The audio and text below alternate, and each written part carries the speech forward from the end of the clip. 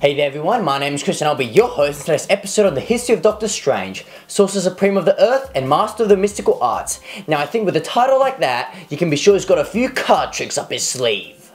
The eldest child of three, Stephen Strange was born in 1930 to Eugene and Beverly Strange while they were on vacation in Philadelphia. At the age of 11, Stephen gave aid to his younger sister Donna when she was injured, which ultimately sparked his interest in medicine and motivated him to attend med school to become a doctor. Later, while home on his vacation for his 19th birthday, Strange was happily swimming with Donna when out of nowhere she suffered a severe muscle cramp. After frantically searching for her, Stephen unfortunately found her too late and she had already drowned. This traumatic experience left him with a sense of personal failure and damaged his medical idealism. Nevertheless, Stephen earned his medical degree in record time and started working at the New York hospital. Here he displayed phenomenal talent in his chosen field, better than any other doctor that anyone had ever seen, and quickly attained wealth and fame. But like a lot of successful people out there, the more successful he became, the more arrogant he grew. He began caring less and less about the people he treated, and all about the money. Unfortunately, Stephen's mother Beverly died while he was on his residency at the hospital, causing his work to become even more impersonal. Eventually he became estranged from his family and ruined his relationship with a United Nations translator named Madeline Revel, whom he had once saved by operating on her. Following a whirlwind romance and proposal, she left him due to his increasingly materialistic and selfish nature. 2 years after his mother's death, Stephen's father Eugene also fell ill. Grief-stricken from his mother's death and from being overwhelmed with work, he simply refused to visit his father on his deathbed. A few days after Eugene Strange had passed away, his outraged brother Victor confronted Stephen in his apartment. Following the confrontation, Victor rushed from the apartment in anger and unknowingly into the path of an oncoming car. Victor died and a guilt-racked Stephen placed his brother's body into cryogenic storage, which at a much later stage he would try to restore through magical means, but instead ended up turning him into a vampire. Now that is how you screw your spells up. Around 1963, Strange was involved in a horrific car accident destroying all the nerves in his hands. Despite top-notch surgical help to repair them, he was still unable to become a surgeon again afterwards, but yet he refused to become either a consultant or an assistant due to his massive ego and instead squandered his money travelling around the world looking for some sort of a cure. Soon enough though, he ran out of money and was forced to perform some shady medical procedures to simply survive and to support his chronic alcohol abuse. One day he heard a rumour of a mystical person known as the Ancient One in Tibet who could possibly cure his hands. Gathering the last of his resources, Strange started a search for the Ancient One and stumbled upon his palace. Initially, the aged sorcerer refused to cure him despite Strange's pleas, but instead offered to teach him the mystical arts. Strange immediately refused in an outrage, but couldn't leave immediately due to a raging blizzard outside and was forced to stay.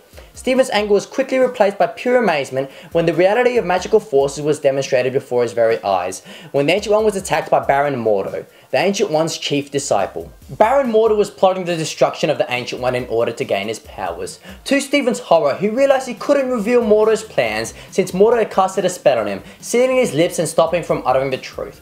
Now, if I could cast a spell like that on my little brother, it would save me from getting in a whole lot of trouble. Realising the Ancient One was indeed a force for good, Stephen Strange selflessly abandoned his quest to cure his hands and decided to dedicate himself to the mystical arts, with the intention of foiling Mordo's insidious schemes.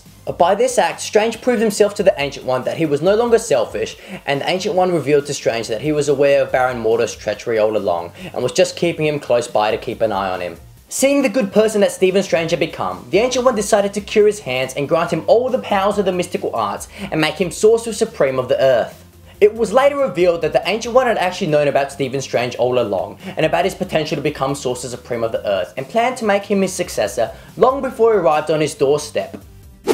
Doctor Strange possesses vast mastery of the mystical arts, which he uses to defend his reality from otherworldly threats. The primary magical patrons which he gains the majority of his powers from are a group of inconceivably powerful benevolent beings known as the Vishanti, although he has, on rare occasions, called upon the powers of demons such as Dormammu, the ruler of the darker dimensions.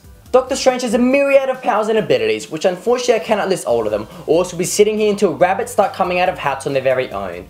But a few that I will list though include intangibility, telekinesis, teleportation, telepathy, the ability to cast mystical bolts, transmutation, flight, and the ability to create illusions of himself that trick even the most cunning of superheroes. Along with his array of kick-ass powers, Stephen has access to a collection of equipment which he can use to decimate his opponents. The most intense of which is the Eye of Agamotto, which Strange can use to see through any form of deception. It is also often used to amplify his other powers and can emit a light that is lethal to evil mystical beings such as demons and the undead.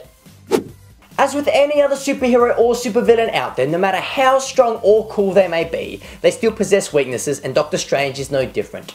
A few of the weaknesses that he possesses are as follows. Incantations and gesture dependency. Steven needs to either vocalize his spells or perform gestures for them to work, and on various occasions Strange has been incapacitated either by being gagged or bounded, preventing him from performing magic. And although not really a weakness, but not necessarily the best trait to have in battle, as me and you know all too well, is the fact that he is human. Despite all his magical spells and training, if Doctor Strange doesn't take the proper care and defenses, he can be quite easily overpowered by attacks. Thank you everyone for watching this episode on the history of Doctor Strange. If you enjoyed this video, don't forget to comment, like, and subscribe down under. And be sure to check out my other videos on the history of some of your favourite superheroes and supervillains.